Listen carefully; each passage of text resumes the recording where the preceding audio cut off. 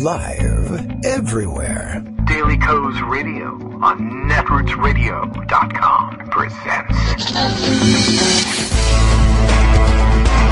David Walton, Kagro in the Morning Show.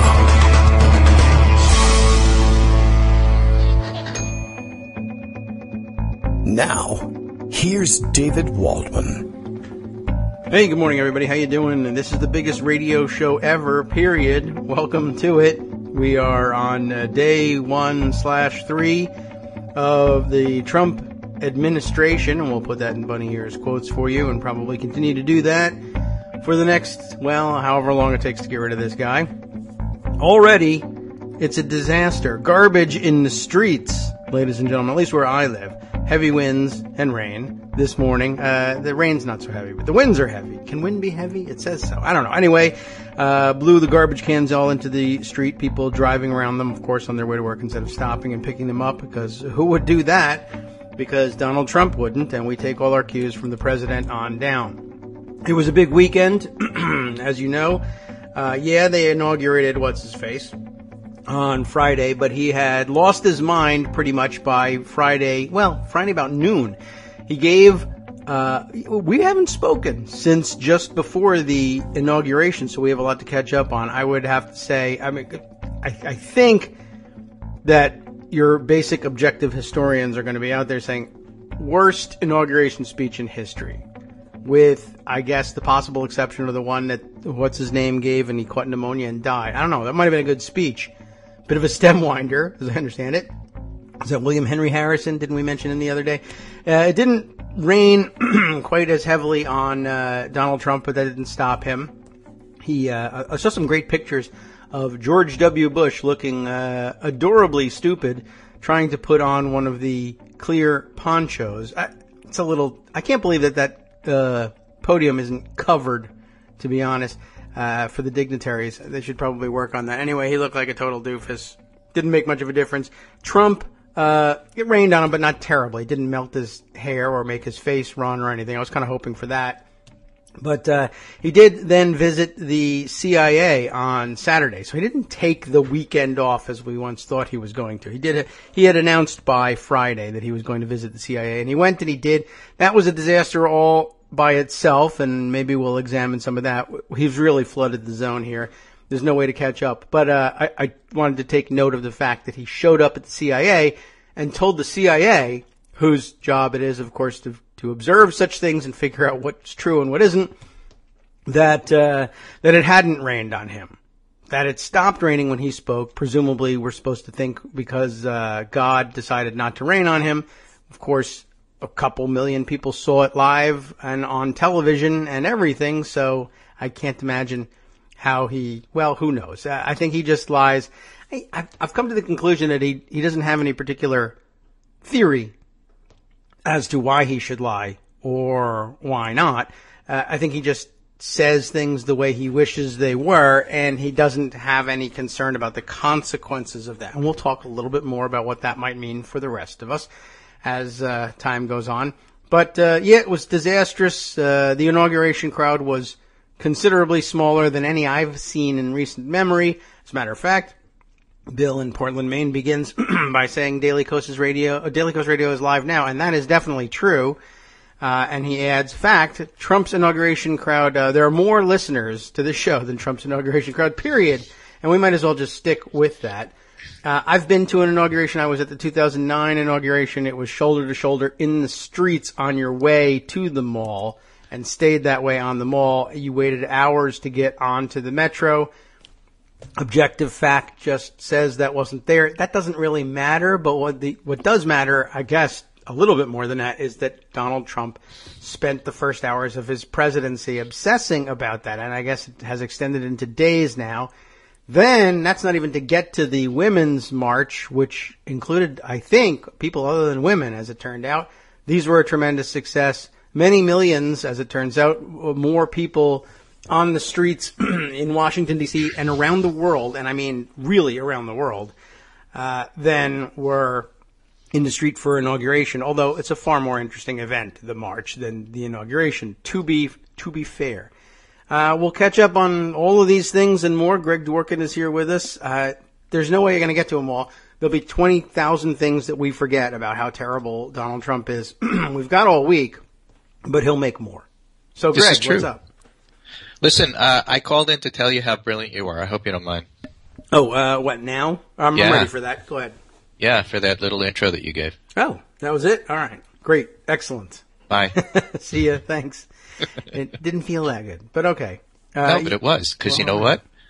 You put your finger on the key point of the entire enterprise here. You did. Good. Shoo. You want me to tell you what it was? Please. I have no idea. You said, I don't know, Trump lies like he just lies. It's like, he just says what he wants to believe.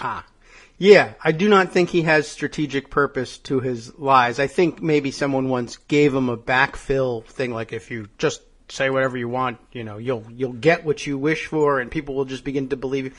And he's probably heard all of that, but I don't think that's in his head. But I just don't think people appreciate how important that is, and let me try to put that into context. All right? I'm going to make a case that he actually does have an agenda. It's just not the one that we expect, and not the one that we think. And this probably is going to be my theme for the week, but it was certainly my theme for the Pundit Roundup today, which is entitled Abbreviated Pundit Roundup, Donald Trump, Chaos Agent. Yes. Right? He does have an agenda. It's disruption. So here's my little tweet storm. It's 10 long. It's not that bad, but I'm going to read it to you because, why not? It's yours. You can. That's fine. I can. Well, it's your show, but you let me, so I appreciate that. Greg working on Trump as Chaos Agent. This is also in the Pundit Roundup. I don't know if my reporter friends have wrapped their heads around the reality. Trump is a chaos agent. He threatens norms, and he doesn't care. Norm. I'm going to do that now. Norm Ornstein. You're it. Oh, I need to grab that from Cheers every time we threaten norms. I know. But may I point out respectfully something? You are one of the country's experts on some norms. Congressional norms. Yes. And so the reason that it is important to preserve those norms, in other words, this is how you actually get through the process without killing each other, is something I'm going to rely on you to help explain to us, because it's a key part of all of this. So just keep that in the background. Okay. So Trump exists to disrupt. The idea he's here for jobs and security is an illusion. There is no security with a disruptor and no stability. True. He threatens tradition and that which binds us together under rule of law, like the norms in Congress if you really want to get stuff done and function. If you want to, shall we say, govern, which we used to do once upon a time, or at least we used to try. Or at least we used to pay lip service to the idea that it was good. And disruption threatens the weakest among us first, which is not good, which is why I was so offended last week when I was reading you that poet talking about resistance. Because if you have a situation where people no longer acknowledge that a norm like the rule of law is a good thing, the first people that are going to be hurt are the weakest. In many cases, yes. Well, it's going to offend you, it's going to offend me, and so that's why it hits so hard. So for all the angst about cultural clash and rural-urban balance and economic anxiety, there is an idea or an ideal of America which actually deserves defending and preserving, and not chaos. The keeping what we have is more important than the chaos that follows. In that sense, I would venture to say, I don't want to put words in your mouth, but certainly for me, that we're small c conservative in that sense, and respect that the norms are there for a purpose, and you don't just throw them out if you don't have anything to replace it, whether it's Obamacare or the rules of Congress or anything else. All right. You buy that? I can certainly buy it in certain contexts. There's tests. It's a concept. It's a story. It's a story arc. There's going to be differences, and sometimes it doesn't quite fit. But here's the overall idea. Yes. So for all the claims about Trump getting rid of politically correct, this can't be an excuse to attack minority because of majority rule. I mean, you do that in the House, but you're not supposed to do that in the country, and that's offensive. He's opposed by those of us who oppose him because we are offended by that. And it isn't partisanship alone. It's fighting to preserve those ideals. There is a story that ties us all together. It's, if you will, the American dream or American exceptionalism or whatever it is or fair play. Whatever it is you want to call it, it is worth fighting for, is what I'm saying. And so if you don't see him as a chaos agent, you're going to waste time chasing down each individual outrage, and that's not really the story. The whole story is he wants to disrupt everything. So he's president now. Very little time for journalists and media who covered Trump to get their act together and do it right. But you have to understand that he's actually gone out of his way to hire people like Kellyanne Conway and Sean Spicer. And okay, maybe Spicer was, as our friend Dana Hoop points out, really intermediary. He was hired by Reince Priebus. But that's not the point. They have been assigned to lie to your face. To blatantly lie to your face. That's what they do. He goes and does the chaos, like you said, like you pointed out. He doesn't have a real clear idea because chaos doesn't have ideas. They don't have lists. They don't have, a strategy. Just disrupt. And then they're hired to go out and try to put order to the chaos he just brought. And the only way to do that is to lie about what he said and what he did. And so they do. And then they dare you to do anything about it. Yes. Right? Well, and so my point here is, look, if that's what's going on, why has it worked so well so far? Oh. And part of the answer is what you put your finger on. He's not only promising to fulfill whatever it is that he wanted by saying it without, paying attention to the reality. He's doing the same thing with his supporters and his followers, which is why they are so devoted to him. He is a story, a wish fulfillment story for them. The prosperity gospel, if you will. Oh, yes. That did come to mind. There's an example. And so, okay, fine. Let him do it because by letting him fulfill his wishes, they'll bring us along. And our job, I think, is to tell a different story, that what's really behind all of that. That, there's chaos behind that. It's really not what you want. You think you want jobs and security. That's not what he's bringing. He's bringing chaos. And the only way to do that, to tell the real story, is to expose what's going on. And the best way to do that, I think, is exposing the lies from a practical point of view. And that's why it's so important that the media do what they do and get their act together quickly, because they're going to be the vehicle for folks to see what's really going on. That's my story, and I'm sticking to it. Well, I think that there's a lot to build on from that story, certainly. And it's funny that the prosperity gospel comes to mind for me, too, in this discussion. Actually, a lot of things. In many ways, the prosperity gospel sort of reminds me of the success at the highest levels of the organization for the individual people involved in Scientology, actually. But it's a pyramid scheme, just like Amway, just like Betsy DeVos. It's a perfect fit. Yeah.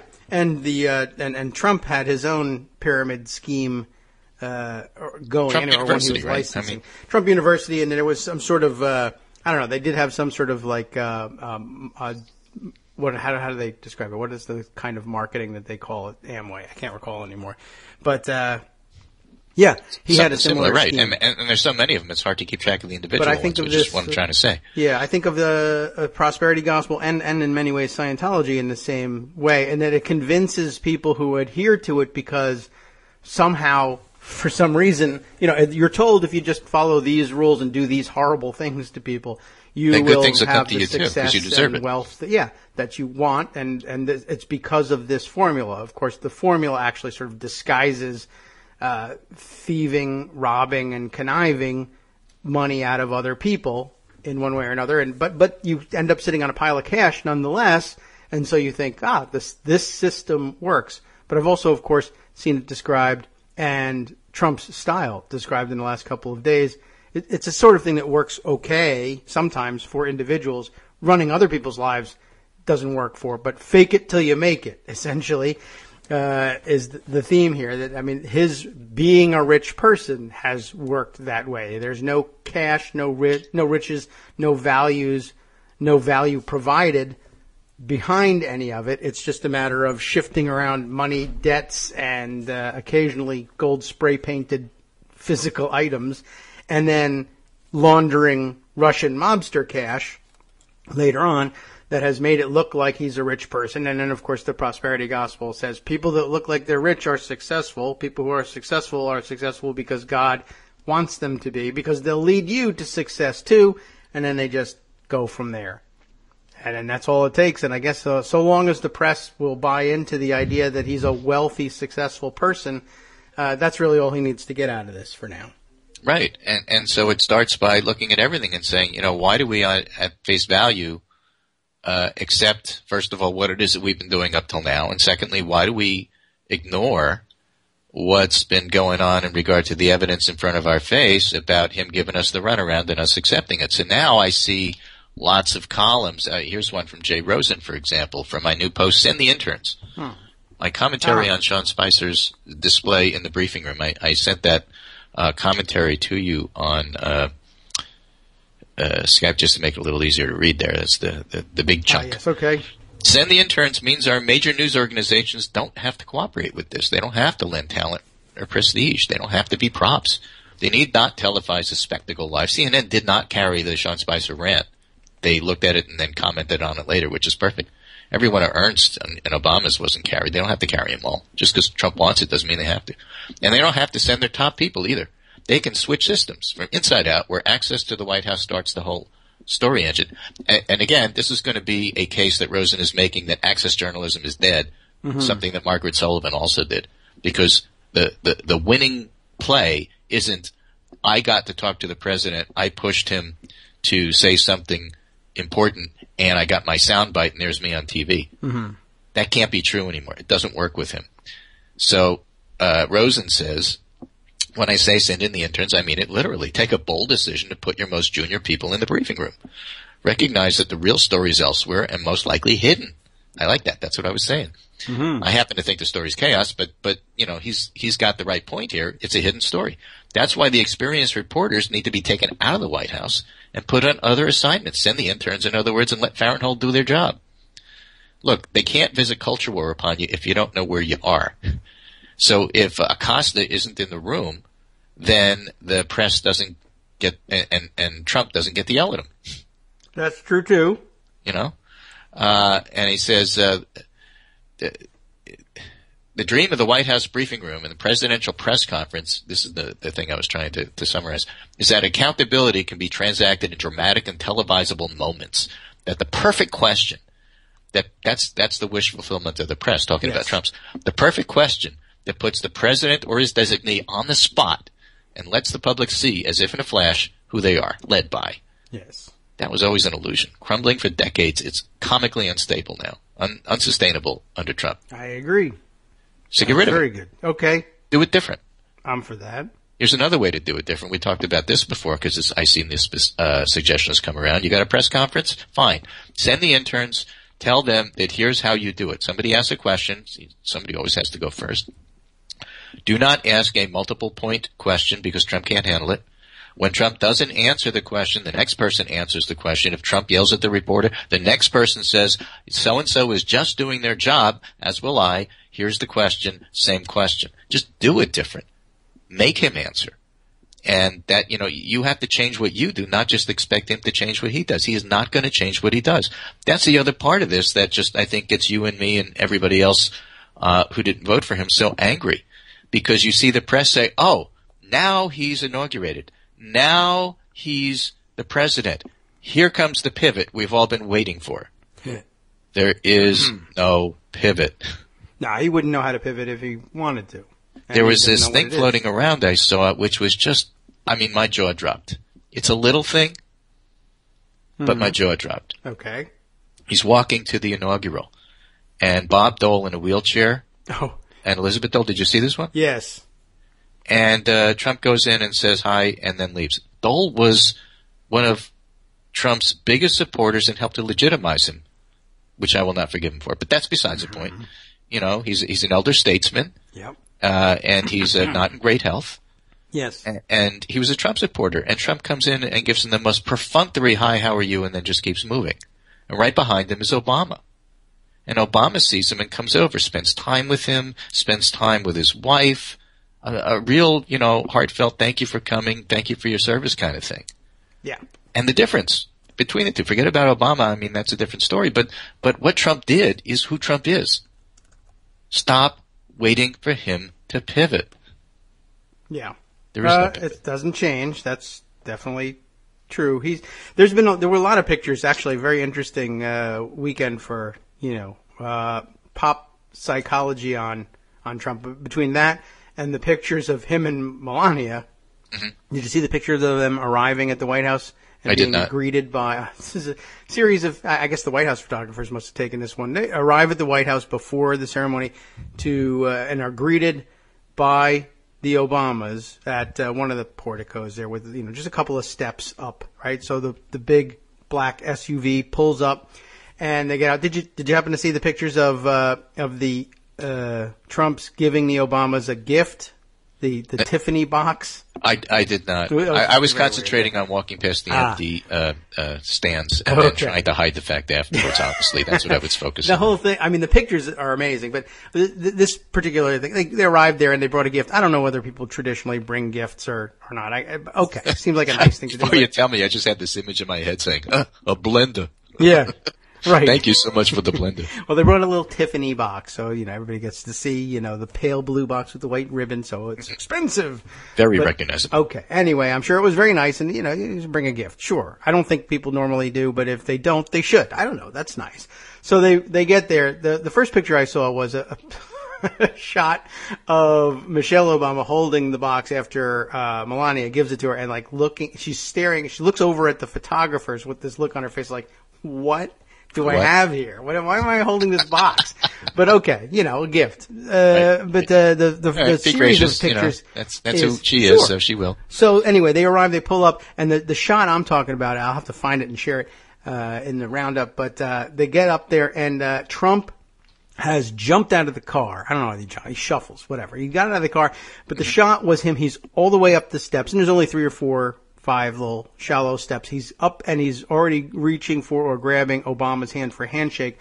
Melania has, I guess, let herself out of the car on the other side and is not even around the corner or the back of the car yet, carrying the box. He's up there getting his picture taken. Who the hell is her? And then as they wait and they greet them, and as they walk in, now Trump is striding 3-4 steps ahead of everybody, and next behind them come the Obamas, each with a hand on Melania's back, like, come on along, you're here too.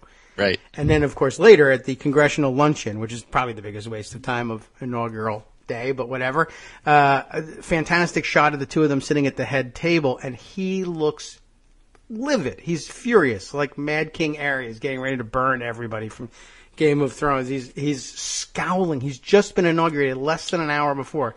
Furious over something, and I guess it's because there aren't any people around him at the moment. The photos of the day, and then of course the parade, the empty parade route, all of that infuriated him. And by Saturday morning, word is all the glow of the inauguration was gone, and he was furious and tweeting angry tweets again. Yeah. So, although I have to tell you something, yes. And it's your fault. Okay, so I'm blaming you. Of course, it's all my fault. Yes, it is. Every time I see Trump now. I look to see how long the tie is, and I try to see whether or not it's like paper clipped or scotch taped. It was on Friday, and I can't help it. It's the first thing I see now. Yeah, at the Obama's I blame you. Departure. I feel like a lot of people notice it, but I certainly made a big deal out of it. And, I started to notice that other people were making a big deal out of it when I started making a big deal of it. I don't think I prompted it, but that's when I took notice because that's the way minds work. Yeah. But, on Friday you got to see it on the departure of the Obamas when they took off in the helicopter. It created a breeze, and Trump doesn't button his coats because he's rotund, and he doesn't, and that's why the tie is so long. People tell me that's supposed to be. And I just wonder whether he's going to have a whole set of newly made Russian ties that have to be longer than normal with the little, the little cloth thing in the back that you're supposed to tuck the tie into, except doesn't work with him. He could just make he could get some custom tie. Go to the big That's and what I'm saying, shop. and all of a sudden, look at him. He looks so much more presidential. Thank you, yes. Gift from Putin. But so the wind from the helicopter blew his tie up over his shoulder, which looks ridiculous always, and everybody could then see the scotch tape again. And he's just an idiot. Why he wouldn't button his coat, I have no idea. That's just hey, I don't know, a fashion thing. But also, by the way, an interesting trend over the weekend was lots of photos of him and other people, other dignitaries at or around the either at the march or at the inauguration, and being either misidentified or not identified correctly by the press. It was the first I saw of the picture of him greeting the Doles. The reporter said, you want to see a big difference? Look at the difference in the way of styles here. The way Trump greets this couple, he says, and the way the Obamas speak to this couple. I'm like, this couple?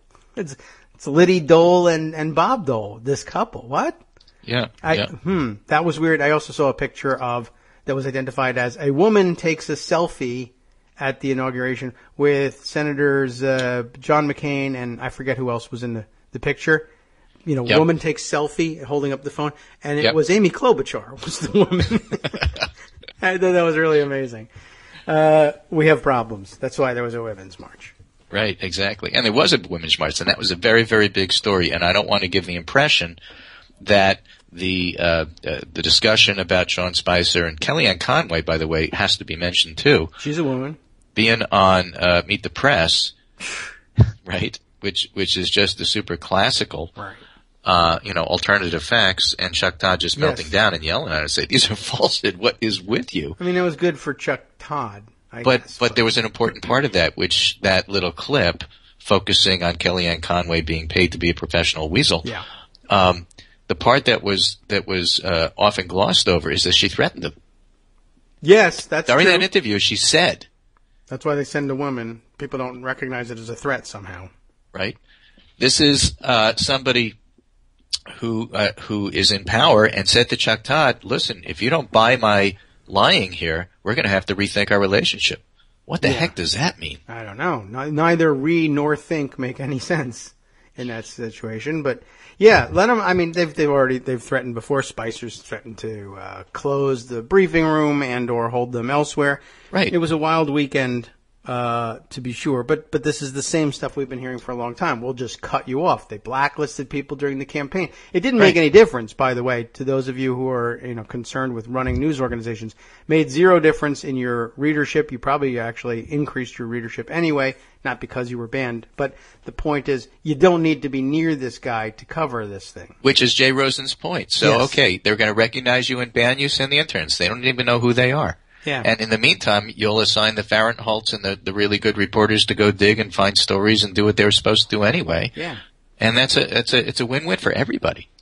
Yeah, it is. I have trouble believing that it's going to make a dent in the C-level office suites of the news organizations just because, of course, they're a little bit more concerned with the profit motive these days than the old school thing. But it might come back. It's all going to be about ratings. Yeah, I mean, the fact of the matter is you that can get ratings with Cronkite level stuff. If the media, if the print media do their job and make Trump just a little bit less attractive in regard to, the shiny object everybody has to chase after, then the rest will follow. And CNN is starting to do that. They did not cover the conference live. It can be done. Yes. Oh, that was an important development. I read about that. I was by Saturday night, I was back into the routine of going to kids' birthday parties. And so I monitored it by Twitter, but I did notice that CNN, which I thought was a good choice, said they weren't going to carry this thing live, but specifically because they thought it was in advance. They knew this is very likely to be BS. I don't think we really want to give air time to this live until we can figure out what this is. Yes, and that's my point. Oh, good. Think about it entirely as his entire presidency that way. Yes, I agree. This guy is a chaos agent who's going to hire professional weasels to lie to you. Act accordingly. That means if you know, for example, somebody is really, really vulgar, but you are on network TV or cable TV, what do? You build in the 5-second delay. Yes, it's a process so that you could deal with it, right? Yeah, we don't have that.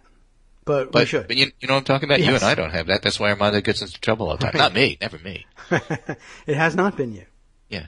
But you know what I'm saying. Yes. You build in a process that helps to protect you from that. I'm saying the press has to look at him as chaos agent, hiring liars to cover up and try to bring order to chaos when in fact the truth is chaos, and then build your coverage accordingly. And then you'll have much better coverage. And you know what? If you'll have much better coverage, people will watch. You'll have good ratings. Win-win for everybody. I hope so. So simple, right? Yeah. I mean, I know it's hard to do. I hope we can deliver what I'm them saying some is ratings. the strategy is important. You got to do that first. Then you guys and you professionals can worry about the tactics. Yes. It was an important series of developments. By the way, there's now no reason, and there's another story that tracks along this too. ProPublica and others reporting today. I did see something before the weekend that Trump's earlier press conference on the 11th, was it, announcing his, or how I'm going to fix everything. Was it the 11th? I can't remember what the date was. But how he was going to fix all his conflicts of interest and the fake folders that we saw that they wouldn't let the press look at. Was presented as written evidence, written proof that I'm really signing over control of my companies to my sons, which by itself would not have been sufficient to absolve him of the conflicts of interest. Anyway, now it turns out, that hasn't been filed anywhere that anybody in authority is aware of. He hasn't done the thing he came to claim he was doing and showed us these folders about. I think at some level, well, certainly some price has to be exacted for this. And I was thinking about it. I'm always thinking about procedure in Congress. There's an awful lot of stuff that's totally taken for granted, and I think consequently might be actually difficult to raise too much protest over, because over the years it's become non-debatable, non-discussable, because it's never before been worth wondering or challenging or wondering about. But daily, if you ever watch any C-SPAN, you'll see it all the time, that the proceedings get interrupted and the presiding officer will call on the secretary, Mr. Secretary, Madam Secretary now of the Senate, and he'll say, Mr. President, Madam Secretary, Mr. President, I am directed to deliver to the Senate a message from the President of the United States in writing. And they just say the message will be received, and then they proceed. At this point, I don't know what the opportunity is. I mean, if I'm a senator, I stand and just say, excuse me, I'm reserving the right to object or make a parliamentary inquiry at this point. How do I know that there's a written communication from the president in there? Seriously. What is that? I don't know what that is. I don't know if he knows what he signed. I don't know if he signed it. And messages have arrived unsigned before, and they get sent back, by the way. It's a technicality. But ordinarily you can expect that when the Secretary of the Senate gets an envelope that says it's a written communication from the President of the United States, it is one. I no longer expect that. See, but it's the same thing. I'm telling the press, you gotta, defend your own norms. I'm telling the country, of course, you gotta defend yours, which is where my rant started in the first place with my tweet storm. And I'm saying to you, as representative, whether you want to or not, of Congress, sure, I'll take it. Since you know how it works, that those things have to be, those norms have to be preserved and protected too, sometimes by challenging them. That's what you did with when you did the whole thing with the nuclear option. It wasn't because you hate Congress or don't respect it. In fact, it was in support of those norms in a way. Yeah, I mean, and there'll be lots of debate about that. Sure, instance, and that's okay. Healthy. No, what you did was break the norms. Well, looked at it another way, I think that Congress needs to actually, hold a vote on some of these things eventually. So I'm restoring that. And, you're disrupting things. You are challenging that it's even a written communication from the president. Well, yeah, because if it isn't, we're all doomed. I mean, he said this was written proof of his resigning from his companies, and it wasn't. He said this was a healthcare plan, and it's not. I don't know. This is supposed to be Rex Tillerson's nomination as Secretary of State. I don't know what's in that envelope. I'm going to make you open it. Right. I am. And what you're doing, you are getting the story, the real story behind the details, and then using the details to make sure that the story is correct. I mean, it's perfect. That's exactly what each institution has to do. That's my point for today, and that's what I'll wrap up on. Okay. I hope you didn't have more and I interrupted. But if you did, you can send it to me. I'll read it. In a list. I have a message from Greg in writing. Yeah, here we go. Okay. All right, let's see what else here. Well, let me just do this one last one here, which is at the very bottom. I just added from Jeb Lund over at Esquire, because again, illustrates a point you started out with, and I like to tie these things and bring them into a nice tight little ball here. The title from Esquire: "Stop waiting for Trump to start making sense." Or his lackeys, or the deplorables. Well, yeah, that ain't happening. I can agree with that. Right. The president-elect's team is a hammer, and every problem, including you, is a nail. Okay. Right? Just look at it that way. You can't just get bogged down by the details. That's all. And so I think it's I know it was a little weird when we started out last Monday, and we were talking about stories and story arcs and stuff like that, but I think they're important here because, again, if you step back and look at the bigger picture, Trump had a story. It happened to be the prosperity gospel. It connected with people because people were visiting their own wants and desires on him, hoping that he could fulfill them. And it was kind of wish fulfillment because, like, no way, you can't just, like, snap your fingers and bring back manufacturing jobs when the problem is, for example, automation. Right? And so, what was Hillary Clinton's story? She didn't have a good story. She was more about process and lists and didn't connect with people the way that she needed to. Now, she would have won anyway, in my view, except for Comey, but that's besides the point. We're talking about now that Trump has won, what are the connections that he has with people? Why does he still keep them? What are they looking for now?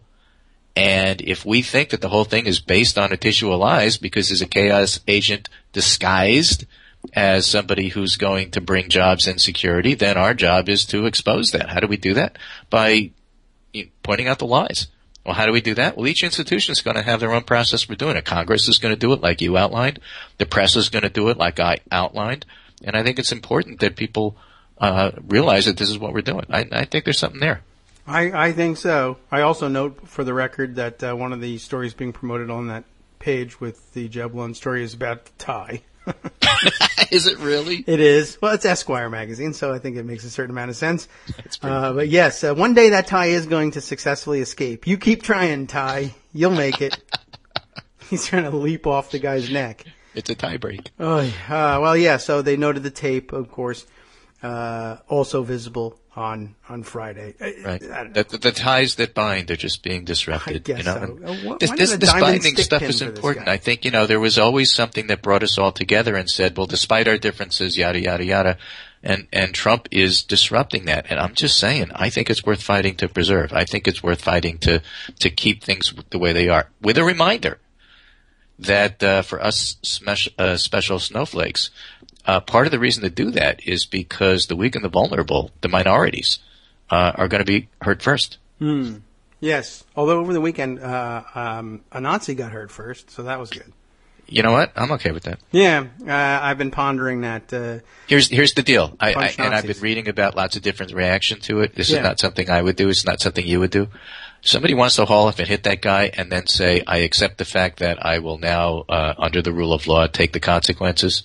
Fine. Yeah. But if you want to hide from them for a while, that's okay too. That's just what the hood's for.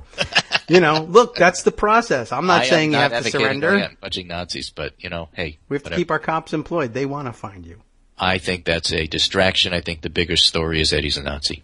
Yes, although kudos to the internet for providing all the musical accompaniment for the gifts. I don't know if you've seen this. Yeah, they have their resonance. Yeah. But again, the story, not the distraction. The story is he's a Nazi. The distraction is something happened to him to bring him to your attention. But without that, he was still a Nazi. He was doing Nazi things. That's the story. Yeah. I'll stick with that one. I don't know. The whole thing was very interesting. It led to a lot of interesting discussion. But in the end, the musical gifts win, and so I'm okay with it. Yeah, by the that's way, my fine. favorite was too Phil Collins. The visuals are important, and people need to hear music and see the visuals and all that sort of stuff. So, again, wrapping it up, just keep in mind what this is all about. Don't expect Trump to pivot. He's never going to change. Don't expect them to stop lying to you. The question is how are you going to handle it? And it's more than just a tactic. It is a strategy, because getting to the heart of those lies and sweeping them away is the best way to resist Trump. Take care. And Tuesday's my off day tomorrow, so I'll be back on Wednesday, and we'll see what happens. Okay. See if anybody took my advice. Yeah, I will, I think. Okay, and I'm going to look for Scotch tape and paper clips, because now I can't stop because you. All right. Well, I got to get to buy stock in Scotch tape, though. Absolutely. Take care, and talk to you Wednesday. All right. Take care, and we will catch up. I believe that's 3M you would have to buy stock in on that one. I really can't figure out why he's doing that and why he can't figure out an alternative. And yes, just once again, you did hear me correctly. My favorite of the musical loops and remixes of the Nazi guy being punched in the face is to, in fact, Phil Collins, In the Air Tonight, that drum part. It was very fun and exciting to see, and it made no sense to, I guess, anyone younger than us, if it makes sense to you. So, although you may have I think there were like millennials who were like, oh yeah, that's the song that Mike Tyson sings in The Hangover. So I think that's it. I don't even remember whether that's actually it or not, but that's how most people know Phil Collins these days, unfortunately. Now, like I think, well, okay, never mind. I don't need to make commentary on whether or not Phil Collins is a Hall of Fame level artist or not. I'm not, and he certainly is closer to it than me, so we'll leave it at that. I appreciate that particular piece of music. Not a huge Phil Collins fan, but now I like him a lot better. All right, what's really going on in the world? Let's take a look. I put together, of course, the regular collection of stories. I think I want to stop again for just a moment to acknowledge the overwhelming success of the Women's March, and I'm going to call it that, even though there was controversy over it. I think it was well settled before the march that it was dumb to contest the name of the march. And yes, anybody can go. Men, women, or anything else. Anyway, bring your dogs if you want. It didn't make a difference. Anyway, it was a huge success. Very clearly, many more people in the DC event than were here for the inauguration. But again, I don't really want to linger on that. I'd rather use the little time I'm going to give it, because really, honestly, I can't do it justice. And there are podcasts out there for whom the description and praise for the march is much more in their wheelhouse, and we'll leave it to them to do. I was impressed. I thought it was great. I thought also it was really great, by the way. Here's a little detail. Maybe a little detail to you. Maybe it's the central theme of the thing. I don't know. Dude, the hats. I heard a little. I mean, I didn't pay a great deal of attention to the criticism ahead of time. I heard a couple of people who I think are pretty experienced political hands and political organizers kind of grousing about the whole thing. Well, first there were the people grousing, oh my God, you called it a women's march. That's exclusive of anyone but women. No, it isn't. And then there was, well, they got these dumb pink hats, and but what were they? As it turns out, they were hats with cat ears on them, knit in pink yarn, and cat wasn't the word they were using for it. Of course, it was a reference to Donald Trump and his ridiculous outlook on life as illustrated in the Inside Edition tapes. They were pussycat hats. Get it? And I don't know. I heard a couple of people saying, and these dumb hats, and it's going to be so dumb, and so what a dumb gimmick.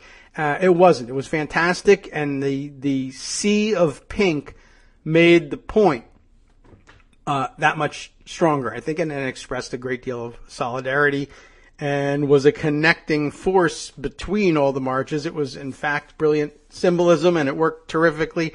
And I did see at least a few people saying, I thought they were going to be a dumb idea, and they were, in fact, fantastic. So I agree with that.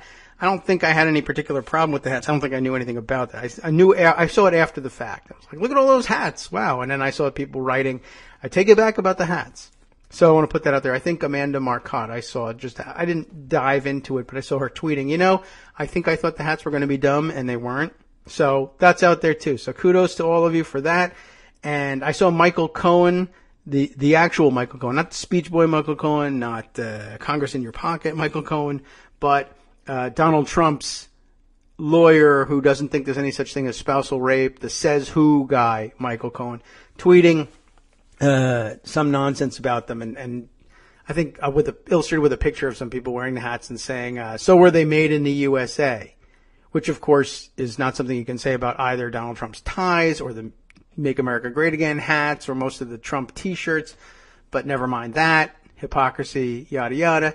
What about those hats? Were they made in the USA? Now, a great deal of them were handmade, as it turns out, so yes. I tweeted back to him proof that they were, in fact, made in the USA. It was a picture of Michael Cohen's passport. I think that should probably serve as proof. I don't know if he got the joke.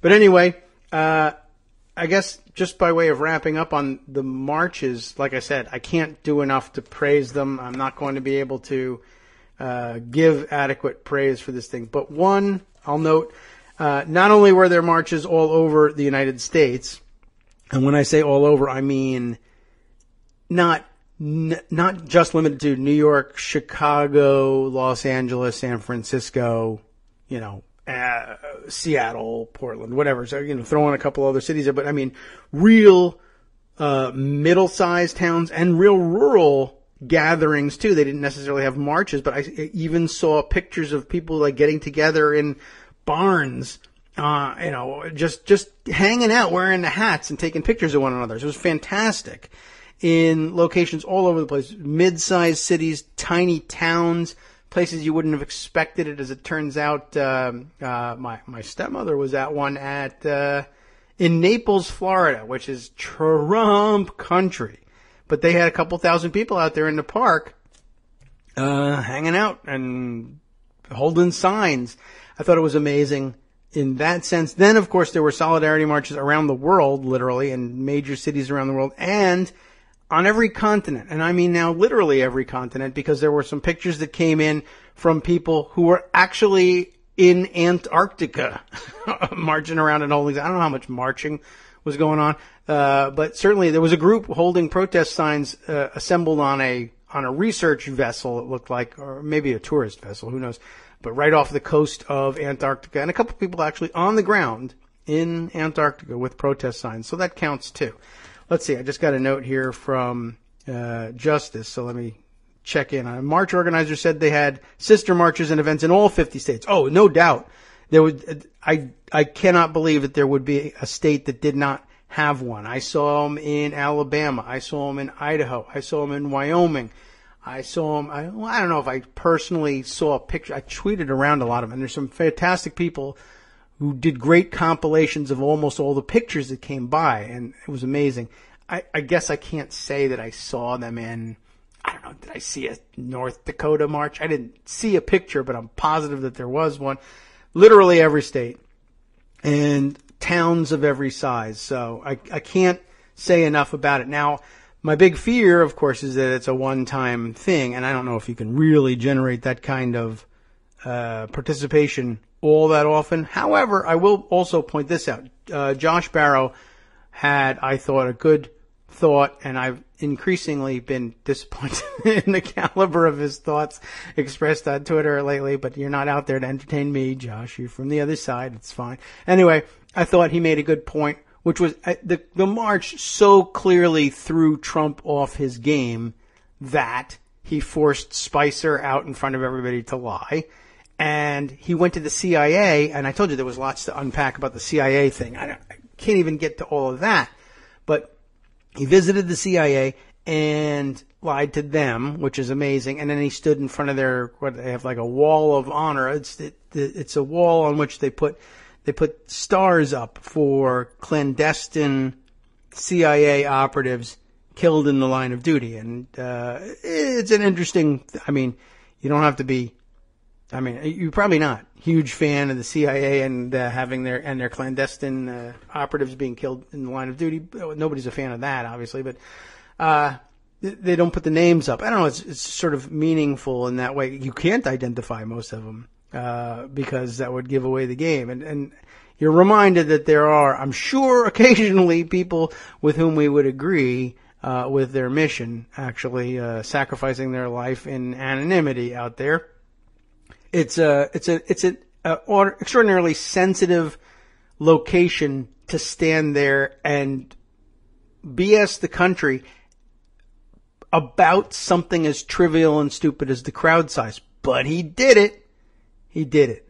And then, of course, he got all political there, which is also a big no-no. And probably you all voted for me, and I don't know why he would think that, of course. And then he bashed the hell out of the CIA for the length of the campaign, and then he showed up to say, we're all pals now because I'm your boss.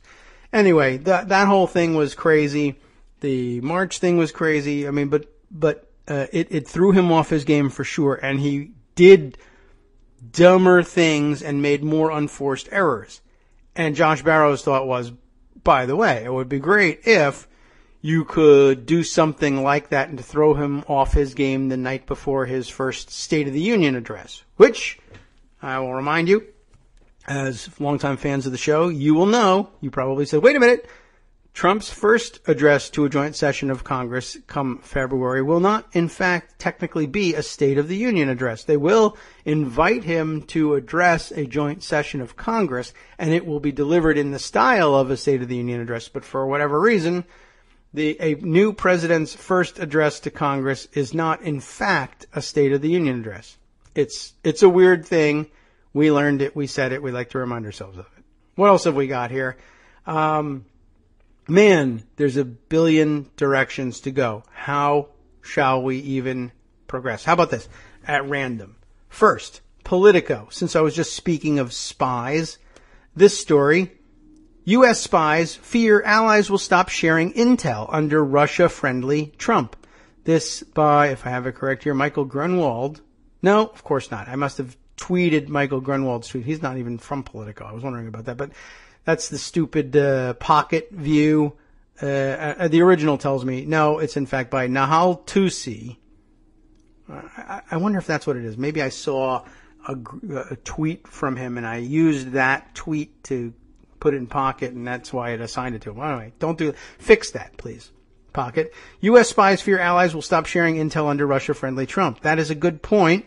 And particularly in light of the fact that, one, we need to, quote-unquote, defeat ISIS, whatever that's supposed to mean, just to use the new president's, he's actually president, terminology for it. But, of course, this particular president, reminder, by the way, swore during the campaign that he would have he already had an awesome plan for defeating ISIS, but B, he was going to, on day one, which was then day 3, which might not even be day 3 anyway, he was going to demand from his generals, possessive sense, that they submit to him within 30 days a super duper awesome 6-star diamond ultimate collector's edition plan for defeating ISIS.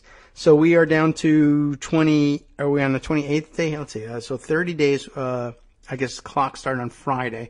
Saturday would be 29. Sunday would have been 28. Today's the 27th day. 27 days until the super glorious plan for defeating ISIS arrives on the president's desk. And I don't know how long the plan is supposed to take, but keep an eye on the clock. Anyway, in this fight against ISIS or international terrorism or radical Islamic terrorism, as he is so fond of saying and made a point of saying in his inaugural address, along with describing America as a hellhole that had been suffering carnage, that was rather amazing. I don't think I've ever seen an inaugural address that was such a distinct and direct slap in the face of his predecessors, by the way. That was a very elementary school level speech. And after all the jokes about him writing it himself and where he was writing it in the receptionist desk, etc., I think over the weekend the White House also admitted, it was Stephen Miller and Steve Bannon, who wrote the bulk of the speech. The speech was a recycled stump speech. If you didn't see it, and I congratulate you if you were able to avoid it, I watched almost no speeches, but I watched this one because this event had mechanics to it, and those always fascinate me. Let's see. I noticed earlier that one or two of you had tweeted to say, I avoided the here we go. Ricky May said, I was somehow able to completely ignore the inauguration. Hard to do if you have, my kind of interest in the mechanics of things, but also I was kind of hoping, maybe he'll fall down, maybe he'll curse, something funny like that. Ordinarily I don't watch speeches. But anyway, it was awful. It could have been delivered at almost any one of his rallies, except there were some very clear passages which had been speech crafted, and those obviously, I never saw any public address of that, what's supposed to be that importance, delivered in a way that made it so obvious when the voice of the writer had changed.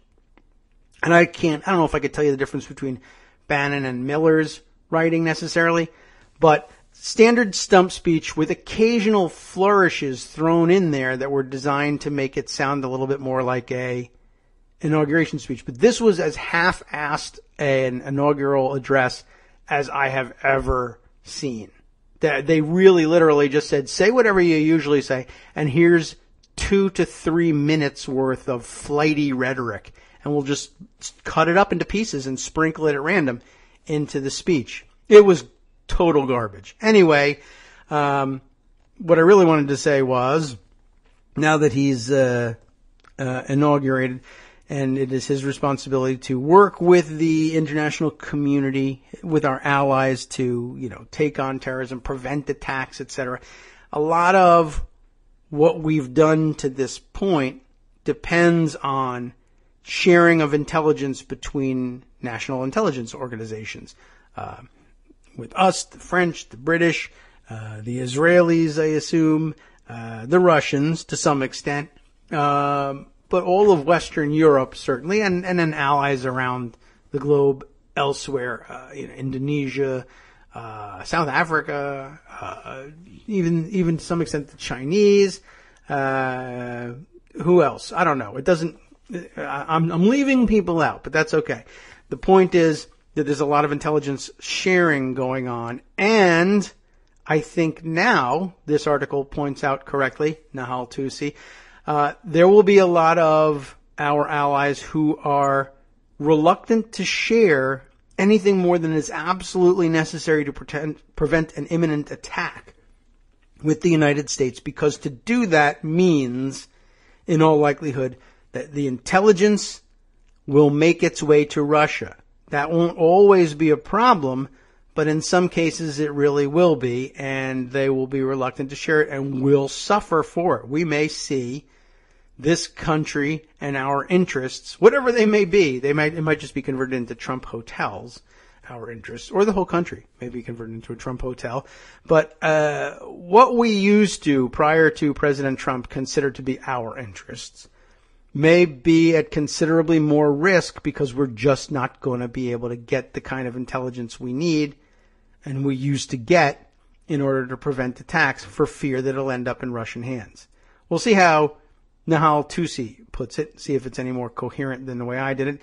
Now that Donald Trump is officially commander-in-chief, America's foreign allies are being forced to grapple with a highly sensitive question. Is it still safe to share information with U.S. intelligence agencies? The global spy community, a fractious world where friends, frenemies, and sometimes enemies often enter alliances of convenience, always holds its breath when a new U.S. president takes office. But Trump is an anomaly even for a group used to strange things. The new president, who is due to visit the CIA headquarters on Saturday, and he did, has spent weeks insulting the intelligence agencies he now oversees. He's also pushed for warmer ties with Russia, a country that several European states view as a dangerous aggressor and which U.S. intelligence officials have had difficulty coordinating with in the past. As a result, U.S. officials and analysts fear other countries will hesitate to share information with a Kremlin-friendly Trump administration. Trump's off-the-cuff communication style also alarms observers in the U.S. and abroad, who worry he may inadvertently or out of bravado reveal classified information. Another concern, Trump is so obviously distrustful of U.S. intelligence agencies that he may ignore their advice, making other nations feel it's not worth the effort to clue in the Americans. If there's a sense that we're cozying up to regimes like Vladimir Putin's Russia, that could have something of a chilling effect, said a senior official from former President Barack Obama's administration. The challenge may be in places like Germany, France, potentially even the UK. If there is a reorientation toward Moscow, there could be some doubts there. Of course, I guess if they all elect pro-Moscow regimes themselves, then perhaps the intelligence will be shared. It just might not be good intelligence. John Brennan, who submitted his resignation as CIA director this past week, has also voiced concerns. I think the world is watching now what Mr. Trump says and listening very carefully, he told Fox News in a mid-January interview. If he doesn't have confidence in the intelligence community, what signal does that send to our partners and allies as well as our adversaries? Current and former European officials contacted by Politico were cautious in their comments, noting that it's still too soon to tell how Trump will act as president. Some, however, hinted at the possibility of shifts in intelligence sharing under Trump. One suggested it could come down to what their U.S. counterparts communicate with them about how they think the president is doing. Most European services will be influenced in their approach by whatever assessment and reassurances their U.S. counterparts give about the trustworthiness of the new administration. Of course, he just spent 6 months crapping all over them, but on Saturday he said they were going to be great, and he did. He pulled out one of his dumb lines, didn't he? He said something like, "You're going to get so much backing from us. You're going to say, I'm getting tired. Please, let's not have so much backing." Complete ignoramus. Anyway, is the rest of it worth sorting through? I think so, obviously, and so I'll give you a link to it, but I think you get the gist of it. I think I want to move on to other subjects, but we'll leave that open so I can include it in the roundup, and you can all brief yourselves on that piece. Just whatever. If you brief yourself, no pictures. Okay. Other things I wanted to add here. Oh yes, this led me to another issue. This time covered in the Prospect, the American Prospect, which goes on prospect.org online. And they brought up a point that we have touched on before, but I think now deserves another look, particularly in view of the intelligence situation. Trump's private security force. They're still around, okay? And so the title here of a piece by Manuel Madrid says, Trump's private security force, an operational and legal swamp. Yes, we know all of the problems that having a private security force working in parallel, as they say, with, in this article, they say it, in parallel with the Secret Service can create all sorts of legal and operational problems, including, of course, having people who might in fact be bumbling idiots getting in the way of professionals in the Secret Service in actually protecting Donald Trump from any possible physical attack. Which, what can I tell you? The guy wants to have bumbling idiots around him that might interfere with the Secret Service's ability to save his life. Good luck to you. Hope it works out. Not terribly sad about that. I don't recommend, I would still say you're probably in huge trouble if you tried to launch such an attack and it won't be successful. But, that's what you want around you. If it was just you, I'd say fine. But see, because it destabilizes the entire world, I got my worries about it. Anyway, Trump's precedent-breaking decision to retain a private security force raises troubling questions about transparency and accountability, our subheader says. It's illustrated, by the way, with an AP photo of security personnel surrounding Donald Trump at a event in Tampa, Florida. And I got to be honest with you, judging a book by its cover, I would say that there are folks on the campaign security team, I don't know if they've been carried over, some of whom look like they might in fact be serious security professionals, others of whom look like they are wannabes, and I would not trust them as far as I could throw them. And if it turns out I could throw them, I wouldn't trust them that far either. So anyway, it doesn't make a difference, but the reason I bring this one up is slightly different, but I'll give you the gist of the article. President-elect Donald Trump doesn't seem to tire of setting new precedents. Despite being provided with a newly bolstered Secret Service detail after the election, the president-elect has retained his own private security and intelligence force. Note that, please. Breaking with tradition, not breaking with Dick Cheney's tradition. Anyway, and creating operational and potentially legal problems. Last month, Trump spokesman Jason Miller responded to a Politico article citing supposed fault lines between Secret Service agents and members of Trump's private security team, calling it wildly out of proportion. Yet Miller confirmed that Trump will continue to be surrounded by longtime allies and advisors. Among those is Keith Schiller, a former New York police detective who has worked as Trump's bodyguard for 17 years and recently as his head of security during the campaign. For now, Schiller, who was appointed Director of Oval Office Operations earlier this month, is the only security team member to gain a spot in the White House. So at least that's going slowly. That's good. But questions remain on what form, if any, the rest of the Trump private security and intelligence force will take post-inauguration. So that ties us into a couple other areas of inquiry. One, government jobs for people close to Trump. Two, how many of those jobs might be some that require any kind of Senate approval and others that will not. There is a very big difference between the kinds of jobs that the president can hand out inside the White House and then outside, which leads us to another area of inquiry, which I'll lay a marker down on. I don't know if we'll get to it, but Jared Kushner's job. That issue came up over the weekend again, too. And 3, I guess maybe that's sort of a sub topic of number 2, now that I think about it, is there isn't really going to be, nor should there be, too much that we ought to do or can do about the president's sort of his personal staff and his immediate office staff. There's lots of jobs for which that are very important and are key to the operations of the presidency, both domestically and around the world, that really you feel like they ought to be subject to Senate approval just because they're so important and he is so likely to put total wackos in it. Steve Bannon, for instance. But which, at the end of the day, you have to say, what role really should there be for anyone, especially another branch of the government, in deciding who the president wants to listen to and get advice from? At some level, I guess you can write all the rules you want, but there's no rule against him picking up the phone and talking to somebody he trusts and then making a decision that's entrusted to him on that basis. So you're not going to be able to write that out. Anyway, back to the Secret Service angle on this. According to Secret Service Director Joseph Clancy, and that's not even a fake name, Clancy, really, the private force is currently operating in parallel to the Secret Service. They're not in any of our meetings. They're not armed, and that's an important point too. Or at least it's purported that they're not armed. Or as a matter of policy, they're not supposed to be armed. Whether they're actually armed or not. Look, is that a message from the president in that envelope? Are these documents that prove that you have separated yourself from the business? Is this private security person unarmed? I don't know. Supposed to be. The claim was made. But look, he's carrying a gun today. That'd be weird. Oh gosh, that's a mistake. Gee whiz, you caught us.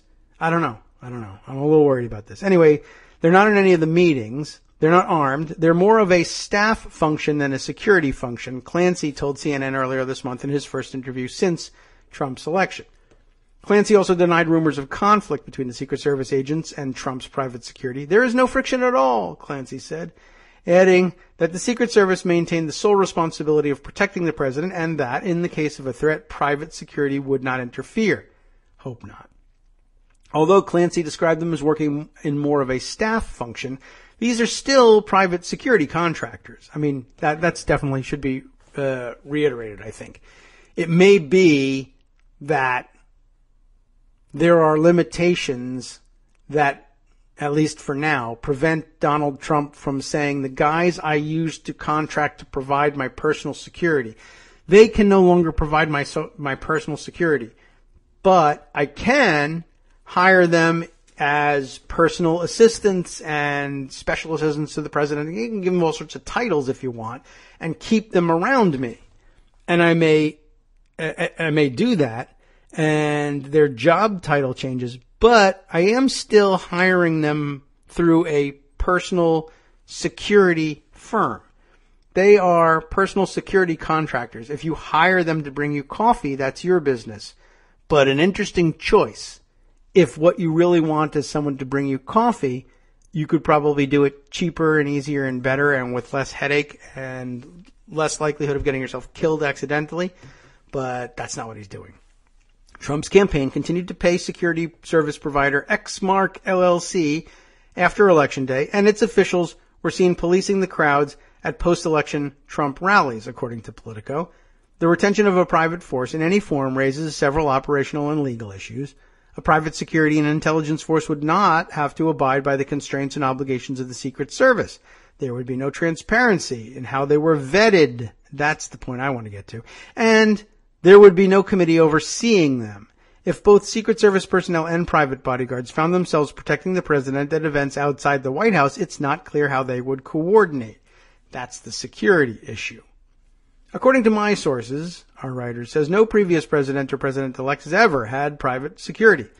The last time a president tried to have a private parallel intelligence staff was the case of Nixon's plumbers. I don't know that that's really necessarily true. That discounts Cheney. He was the vice president, but let's be honest, the president approved of it. That did not end well. They're talking about Nixon's plumbers. It was a major element in Nixon's impeachment. There is that. The idea of Trump keeping his own private security force in some form while being president is both unprecedented and a bad idea, says Pete Singer of the New America Foundation. Singer, who's written extensively on privatization of national security functions, thinks a private force could be potentially used to bypass institutional and legal constraints. Very true. These roles are best performed by law enforcement professionals responsible to the public and under public oversight. Agreed. Trump's private security and intelligence forces have been aggressive at sniffing out protesters at rallies and manhandling them in ways that the Secret Service simply does not do. In the CNN interview, Clancy made clear that if a protester is removed, that's a decision made by Trump's security and not the Secret Service, who will only intervene when there's a direct physical threat to the president. Trump's security has had a long record of forcefully ejecting protesters, sometimes responding to cues from Trump himself. Get that guy out of here.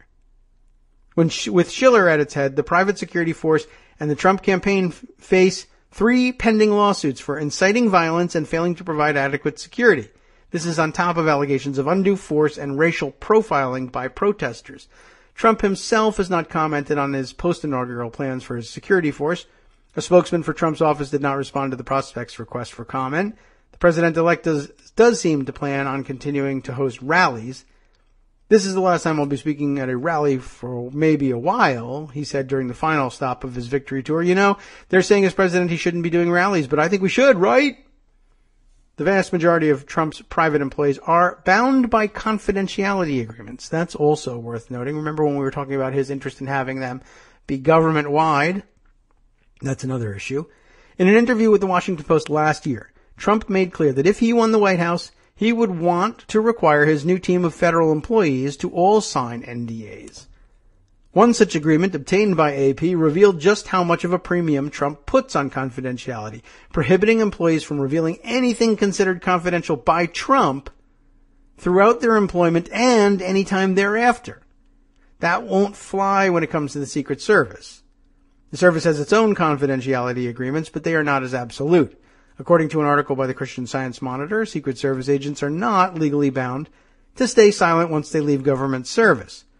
Secret Service agents, moreover, are also required by law to report any illegalities they witness. Trump's private security members are not. The problem of a private security and intelligence force does not end with the potential operational interference. It could also be illegal. If President Trump pays for his own private security force after being inaugurated, he would be in violation of a provision of the Anti-Deficiency Act, according to UCLA law professor John Michaels. If Trump is paying them, private security, out of his own pocket or via a third party, and that's what he'll initially, I think, attempt to do, and for a number of reasons. One, because he probably believes somehow that it's legal, even though they've designed the law very cleverly to prevent that as well. That was, in the first instance, probably. The drafters of the law probably thought that would be the first way they would do it. The president would never pay out of his own pocket. You won't have billionaire presidents. It won't happen. Well, now you do. It doesn't matter whether you pay directly or pay by third party. They got you either way. Trump likely does not know, believe, or understand that. And 2, there's no way in hell he's going to pay for anything out of his own pocket. If he can pay for it, have a third party do it. So, if Trump's paying them out of his own pocket or via third party, and Congress hasn't explicitly approved of it, and that's an escape hatch too, we'll see how long his popularity lasts with Republicans in Congress, it's outside of appropriations and therefore illegal, says Michaels. The Anti-Deficiency Act prohibits federal employees from accepting voluntary services for the United States or employing personal services not authorized by law, except in cases of emergency involving the safety of human life or the protection of property, which I imagine will only lead his lawyers to say that's what they're there for. Safety of human life and protection of my property, the United States of America, and its president. And that might even fly. I mean, Do you really have to wait for bullets to fly toward the president in order for personal security personnel to be acting for the safety of human life? I don't think so. I don't think even I might accept that. The only question would be whether the private security forces are providing a service for the United States or whether Trump can claim they are just a personal service, explains Georgetown law professor David Super. How'd you like to have that name? Super. A personal service would be something like a president hiring a bartender or getting a haircut, not exactly on the national agenda. Well, according to you, anyway. The protection of the president, however, is a different story. The safety of the president is a national priority and has been accepted as a function of the United States government, Super says. They would have a difficult time arguing around that, I think. The statute goes on to say that ongoing government activities cannot be considered emergencies. See, it was cleverly designed. What's more, to claim that there was an emergency requiring private security would first require proof that the Secret Service is not up to the task. I think the fact that they would be able to take judicial notice of the fact that the Secret Service exists and has a protective role for the president, and it would probably require showing that somehow they weren't up to the task, and that's what the emergency was. According to Super, even if private security is only throwing protesters out, that's still duplicating the function of the Secret Service, and as such, would need to be approved by Congress. I am not certain. They would probably argue, no, it absolutely doesn't duplicate the function of the Secret Service. Secret Service won't do that, and we would never ask them to. Protesters aren't, but this is the argument against that, protesters aren't protesting Trump on just a personal level, though there's that too. They're protesting him in his role as president. Just because private security is throwing out people that the Secret Service allowed to stay doesn't mean that they're not duplicating the function of the Secret Service. Super says the only difference is their discretion in danger assessment. And that's a pretty good argument too. But it will take some sorting through, and if it gets sorted through by Trump judges, who knows? A potential violation of the Anti-Deficiency Act might get lost in the tempest of recent Trump scandals, but it is worth keeping an eye on. John Michaels, the UCLA law professor, worries that this could become bigger than just a private security force. Establishing such a precedent would weaken constraints placed on the executive branch and effectively allow Trump to engage in checkbook governing, free to fund any pet cause without congressional approval. I don't think he actually has the cash to do that, but that'll get us to the next problem I see arising. Absent this restriction, Michaels writes, the president could hire a phalanx of support staff to do more or different work than what Congress authorized, thereby creating fiefdoms of unchecked, unrivaled bureaucratic power. As with other potential Trump violations of law, there are no immediate remedies. Trump might try to have Congress change the law to permit him to lawfully hire private employees, but that seems unlikely. Does it? The Constitution provides only one sure route for dealing with presidential illegality, I remind you, impeachment. There are two likely outcomes, he concludes. Trump's private bodyguards, reporting to Schiller, could remain disarmed and become part of the paid White House staff. Alternatively, Trump may insist on keeping a paid private security force for outside events, and, as Clancy has broadly hinted, the Secret Service will try to accommodate Trump to avoid a showdown between the legal presidential bodyguards of the service and Trump's private force. If this is the path Trump chooses, the illegality will become one more count in the Trump dossier. And because I just said Trump dossier, I can say Trump did the P thing, which we all heard about last week. Just wanted to remind you about that. So therein lies the problem, and we'll use it for linkage for some speculation, because that's what the show is really all about. It's 10:20 and it's time for some speculation. Ready? I love the terminology, checkbook governing. Why? Because Trump is so likely to try and engage in it. Why? Because people think he's rich, and it helps him pretend he's rich to pretend to be doing these things. But, as Armando reminded us so often during the campaign, I don't know that Trump really is rich. As we said at the top of the show, the fake it till you make it thing is what's going on here. He's living a lifestyle that is, at some level, it's dependent on somebody believing he has some cash reserves to call on somewhere. The biggest question, though, is not necessarily whether he has got that cash, but whose cash is it? In his early days, it was his. His dad gave it to him, and he played with the money. Then it was the banks. Banks gave it to him, and he played with the money. But he lost dad's money. He lost the bank's money. Banks won't give it to him anymore. And as we learned, the early, I guess from the late 1990s on into the 2000s, basically after the turn of the century and millennium, for that matter, Donald Trump's cash, such as it was increasingly coming from Russian mobsters for whom he was laundering it. And we've discussed the various, vagaries of things and the legalities and illegalities that we think are behind the source of his cash.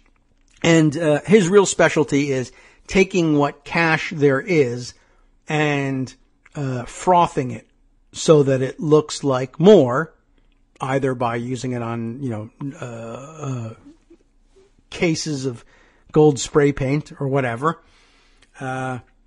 or by signing all sorts of partnership deals that gave him partial interest in other people's projects funded with other people's money, or just licensing things and having that be the income, and then, of course, The Apprentice and all of that. Anyway, the point is that we really don't have any idea how wealthy he actually is, and we never will, because another of the developments from the weekend was and a flip-flop at that.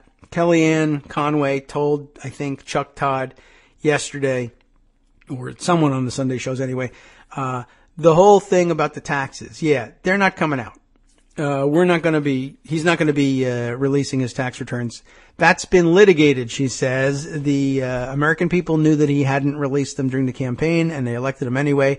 And therefore, she concluded, that also means that he need not release them after the campaign, despite having claimed all along that it was all because of an audit, et cetera, et cetera. And when the audit is over, you'll see them, even if that is post-election. And I don't know whether they got any indication at some point that even Trump supporters who were willing to excuse the absence of the tax returns during the campaign on the notion that they would eventually come out anyway. Well, what are you afraid of? They'll come out eventually anyway, when the audit is over. And then when they admitted, not only is there probably no audit going on, and at no point would an audit ever prevent you from releasing your tax returns voluntarily anyway, but Kellyanne decided to give away, to do away with that excuse and just say they're just not coming. But I understand that by this morning, she was reversing herself on that and saying, oh yeah, well, we're back to the audit problem. When the audit goes away, we'll have it for you. Of course, as President of the United States, I assume he could probably, if he wanted to, lean on somebody and have the audit finish up. But here he'll say, oh no, I would never lean on a government employee to give me favorable treatment just because I'm president. Take your time. Audit away. Of course, they're not auditing. Again, back to our problem of, I don't know what's in that envelope. You say it's a communication from the president. I say it's not. You say there's an audit. I say there isn't. Prove it. And that was asked right away. I don't know why it got ignored. Show us the letter from the IRS that says you're under audit. Haven't even seen that. And you never will, because there's no audit going on. And again, even if there wasn't, it wouldn't matter. Okay. So, here's the thing. The checkbook governing idea it's a fascinating thought. What if you had somebody who really was super rich? Like, for instance, the cabinet that he wants to appoint. They are, by all accounts, actually super rich people. And the super rich of America, when it comes to liquid assets, could buy and sell Donald Trump 100 times over. But he's in the business of pretending that he's a bigger businessman and wealthier than they are. And for some reason, they seem perfectly satisfied to allow him to do that. And I think it's because he's paying them back for participating in the charade by serving as cabinet. And lending him the support and giving him money. So, the big problem, as John Michael sees it, is the possibility of checkbook governing. An ultra-rich president simply saying, rather than accept the restrictions on me, constitutional restrictions that go along with having all the things that I want to do paid for by appropriations from Congress, I will buy them myself. And if I do, 1, I'm not subject to their oversight. 2, I'm not subject to the constitutional restraints on that money because it's private money, not public money. Very difficult to distinguish between the two in reality, but hey, you don't have to, because the Anti-Deficiency Act takes care of that. You can't just buy your own government, even if you have $1 billion and you're the president. That's the law. But, he says, F the law. Prove it to me, arrest me, show me. And you can't, because he's president. All you can do is impeach the guy, and everybody's reluctant to do that. Okay. So, Trump, though, presents us with a unique problem, a uniquely difficult problem. And it starts with the fact that he wants to do some of this checkbook governing, but he hasn't got a checkbook. It certainly doesn't have in it what he says he has in it, and even if it did, he wouldn't want to spend it. That's why I was saying that, for instance, if he were to hire security guards and pay for it by a third party covering the tab, that would be my first inclination where I think he would go. That if it were available to him, he would do that, because he doesn't like spending his own money. But again, Trump's problems are unique. I could absolutely see a billionaire president wanting to do some checkbook governing. That's not him. I could absolutely see a billionaire president wanting to do checkbook governing by having a third party pay for it. That's him, but also different. What I mean here is a billionaire president who doesn't like spending his own money, who wants his billionaire friends to pay for personal security or private intelligence or anything. For whatever reason, if the guy were to say, I want my own Department of Agriculture, fine. It's stupid, but you decide you want it. It's against the law, but you try it anyway. And so you say, I'm going to have, Tyson Chicken and ConAgra paying for my own private agriculture service.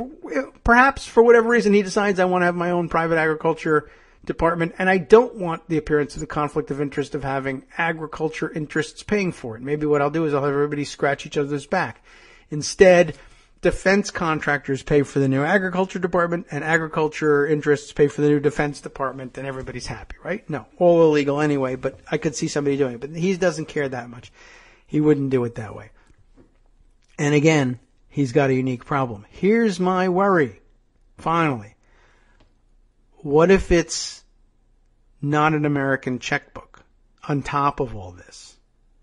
Right? Not only is he doing wrong by doing checkbook governing, not only is he doing wrong by having third parties wield the checkbook, but he may be doing wrong by having foreign third parties wield the checkbook. I'll put it to you this way, like I put it more succinctly on Twitter last night. The worry about his having private security working in parallel with the Secret Service, not just operational, not just legal. He can get around some of that by parking them in jobs with other job descriptions under the executive office of the president. The big question is, here's the Seinfeld question. Who are these people? Okay, we know what's his name is. Keith Schilling, not Kurt Schilling, but Keith Schilling. We got some idea. And we got some idea of some of his other contractor, private security people too. We read those articles. But other people, the rank and file actual bodyguards who are around him day to day, we don't know who any of them are. And as they mentioned up here in this article, there's no transparency in how they're vetted. There's no committee overseeing them. We don't know who they are.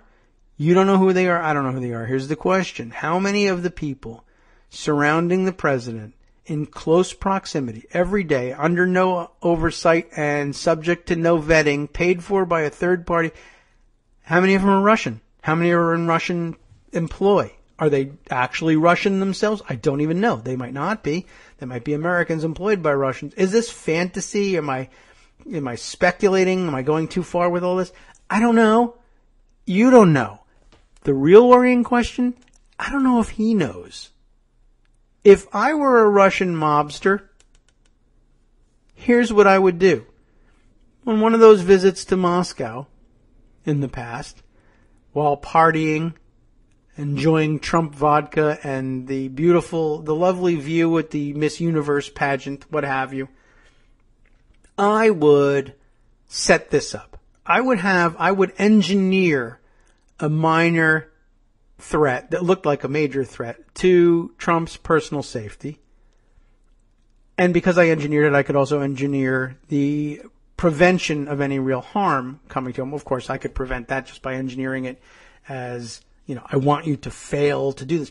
But if I set something up where it, for instance, looks like one of my personal bodyguards as a Russian mobster intervenes to save the life of Donald Trump, or just does a great job chucking out somebody who's a particular annoyance. It doesn't have to be a threat on your life. Everyone's drinking Trump vodka and somebody has a little bit too much and gets, belligerent with Trump himself or someone close to Trump, or picks a fight in a way that looks like it might be a physical threat to Trump or one of his kids or something. And then my toughest Russian mobster bodyguard grabs that guy by the scruff of his neck and tosses him out, or disarms him. The guy should pull a gun, and he takes a karate move and hi-ya, chop, bam, pow, and disarms the guy and throws him out on his ass. Nothing would be more impressive to Donald Trump than that. And then the instruction would be, I want you to find yourself at some point, Mr. Security Guard guy, isolated, if not alone, near Trump. Give him an opportunity to thank you and tell you how impressed he was with your moves. Strike up a conversation. I want you. Donald Trump loves flattery. I'm going to flatter him. I want you to let him hire you away from me. I want him to come away thinking, I'm such a slick guy. I'm such a negotiator. I'm so well known. I'm so famous. He'd rather come and work for me and be my personal security guard. I want a guy who can do that. I want to bring you with me to the United States. I don't know, Mr. Trump. I will have to ask boss. I'll arrange the whole thing. I would arrange for Trump to let Trump think that he outmaneuvered a Russian mobster and hired away his top security guy.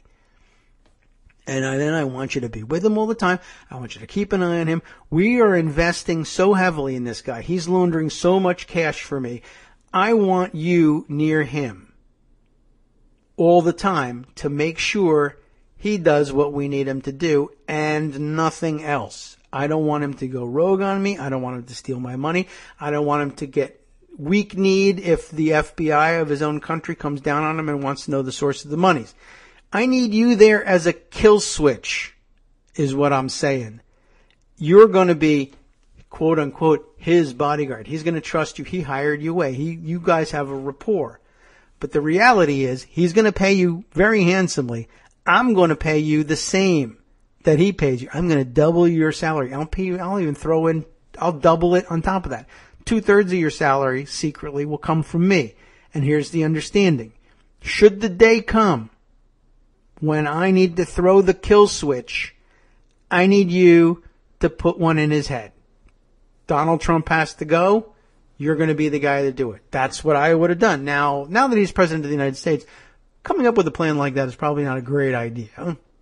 But if you're a Russian mobster, what do you care? Now, I, as a citizen of the United States, say no. There's no chance in the world that I would ever contemplate doing such a thing because that's crazy. You'll get killed, and you don't want to be the guy killing the president of the United States ever anyway. You don't. I mean, you want to get rid of the guy, vote him out. That don't work anymore because we're not having elections, have a revolution. Whatever. But to a Russian mobster, what the hell does he care? He doesn't believe in accountability to begin with. He certainly doesn't believe in American accountability. He's not even there. So, did it happen? I don't know. At the very least, if you're a screenwriter, call me. We have a great movie, a terrific plot for you. But we don't know.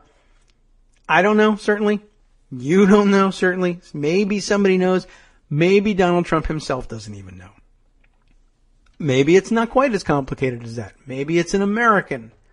I don't know. I mean, it should be pretty easy to tell whether there are any Russian nationals close around him. I imagine you would have some significant problems trying to get an appointment for a Russian national to be deputy chief of operations of the executive office or something like that. That would pose a problem. But Keith Schilling, we know enough about his background, but hardly anybody else do we know anything about, whether they're Russian originally or they have Russian family or they have no Russian ties whatsoever except for the pay that they're accepting from Russian mobsters on the outside, if they even know that they're Russian mobsters. It's not like everybody wears a Russian mobster ID tag when they make these deals. This is the real problem here. You have a guy that's actually mob connected, and we've seen it, and we think of it as, smiling, harmless mobsters like Joey No Socks. I don't know that that's the case. This guy used to be in casinos, and he got busted out of 6 casinos. Tell me what's going on. I don't know. That's the point. So that's the real worry for me. There may be guys in there taking on other roles, maybe possibly disarming, because that's what it takes to stay close to the guy who's now the president of the United States. But if he's surrounded by a phalanx of people who may or may not be in the employ of somebody completely different, who may not even be from this country and may not have any interest whatsoever in operating even a part of their business legally and up front, how the hell are you going to know? On the other hand, if he digs this grave for himself, what am I going to do, right? I can't stop you. Now, I'm not saying that's a good thing, and certainly everyone was quick to remind me, well, then we'll have Mike Pence, and he's even worse. Policy-wise, he's terrible. No doubt about it. You might actually, just crazily enough, occasionally get a policy out of Donald Trump, because he's nuts, that's better somehow than what you would be handed by Mike Pence. But at least Mike Pence is an American idiot, and I don't know whether Donald Trump is or not. I don't know if that's better, net, or not. But it's a horrible thing to contemplate and a horrible thing to think about. What a disgusting thought and a terrible movie at that, but it sure would be thrilling. Shoo! So I wanted to get that one out on the table. How about that for exciting kickoff to the week? Let's take a look, by the way, at comments that have come in along the way. Ricky has been very active, I note, and I guess I'm going to have to scroll back a little bit and try and catch up on everything that people have chimed in with over the course of the hour and a half that we've been going here. Let's see. All the way back here to, let's see, we've got Josh Warren chiming in on the inaugural crowd, all being small and pathetic and all of that. Ricky answering Josh, saying, if I'd known that there was a march in my little burg, I would have gone. Instead, I watched my friends live stream from New York City. What's your little burg, Rick? I guess don't blow the security or anything here, Ricky. But what is your little burg, if you can tell us? And how did you discover that there was a march in your little burg and not see it yourself? That's one of the most amazing things about mass demonstrations, by the way. Lots of complaints about news organizations actually underplaying or even ignoring these demonstrations, which would be impossible if you were looking for them. But I will say this: if you weren't and you just went about your business walking down the street, the vast majority of Americans wouldn't have just encountered a march walking down the street. And most people live their lives based on that kind of empirical evidence instead of even when they turn on the television. Oh, look at that. It happened in a big city somewhere. Anyway, let's see. Other interesting observations. Chris Fry, observing along the way while Greg was still with us, the Roman Republic dissolved into Imperial Rome when the political norms were ignored. We must defend democracy. A good point, certainly. Ricky also chiming in, reminding me that it was multi-level marketing. Yes, thank you very much. That I was thinking of MLM, multi-level marketing. I was thinking of when it was Amway and Trump's own knockoff brand of Amway style marketing. Let's see. There's also, various observations, some of which, are humorous, but perhaps, take our eye off the ball a little bit here. Let's see. Oh yes, Rebecca Roman's noting, by the way, that the memos that the written messages that Trump sends to Congress will be written in gold Sharpie. I should hope so. That's the way to tell. Like, if it's a tweet from anything other than the Android, we know it's fake. Let's see. Also, Ricky observing, I still think Trump stole that folder bit from Frank Underwood on House of Cards, which I have so far managed not to watch, believe it or not, but I'll take your word for it. Also observing that I use bobby pins to keep my curtains closed. Trump could have done that. At least it would have looked like a tie clip. That's probably true. Better than the Scotch tape. And Josh Warren sending pictures of wife and son wearing mock Donald Trump red hats that say "Make Racists Afraid Again." My other favorite hat from the weekend. Absolutely true. Let's see. Parlio sending along a picture of the march in Barcelona. Lots of Americans there, he believes, and likely true. And what else? Anything else? Let's see. Pictures of business leaders gathered at the White House being referenced here. Lots of interesting things. Maureen sending a video, which I haven't seen here, of what? I'm not sure. What is this? Well, should we try and play it? I'm not even sure. Well, I guess I'm a little worried about playing it. I don't know what's happening in it or what gets said in it. Is it worth checking out? It was noted, though. Oh, yeah. All right. Well, here's Trump. Okay. It must have been from the prayer service. Oh, I can do it without the sound, I think. There was the prayer service at the National Cathedral on Saturday that he went to, and that there was a lot of complaints from the viewers that CNN and the other network news, cable nets anyway, were using the excuse of having the new president be at this prayer service, which, it is news-ish if nothing else is going on, but using it as an excuse to cover that instead of the gathering marches around the world. But it didn't last forever. The video being referenced here is a recessional, I guess, from the from the service. And remember, it was an interfaith service, interdenominational service. So there was looks like a Greek Orthodox priest there, a cardinal of the Catholic Church there, and a couple other major business, I guess in a way, religious leaders. And they're all white except one black guy. And guess who doesn't get a handshake out of this group? Let's see. First you got your... Oh, there's the sound. You could probably do without the sound, though. Honestly, there goes our Greek Orthodox, then the cardinal, and then I don't know who, and then another white guy. That's four. And then here comes a black guy, although he's carrying a mace of some kind, or staff. And there goes, I guess, I don't know, what would this be, an Anglican bishop? No, she's got a staff. And she walks by, she switches hands and puts the staff in her left hand so that her right hand is free for the handshake. And the guy goes before her, who happens to be an African-American gentleman, is carrying his mace or staff or whatever that might be. I imagine a staff of some kind, since it's a religious order rather than a military or governmental order. He's carrying it rather purposefully in his right hand, and so it's not available for a handshake. So I think maybe the feeling is mutual. But it did happen in church. By the way, I watched his body language a little bit in church, too. Arms folded in defiance. Not necessarily a good look for a prayer service, but your mileage may vary. Okay. Catching up with other comments and moving on. Let's see. What else have we got here? Kate Sherrill tweeting a piece from the Daily Caller, which means I don't want to touch it. But according to Rudy, she says, I guess Giuliani, there's his picture.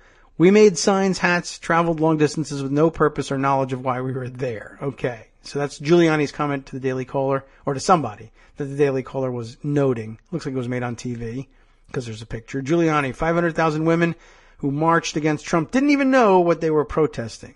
Why would we say that? Because we feel like it. By the way, I did see also lots of excuses made over the weekend, in addition to Sean Spicer's excuses over the weekend for the inaugural attendance. Well, Trump supporters didn't come to the inauguration because they're busy. They're working. They got real jobs. And these women, well, they're not doing anything. So, well, it was a Saturday for one thing.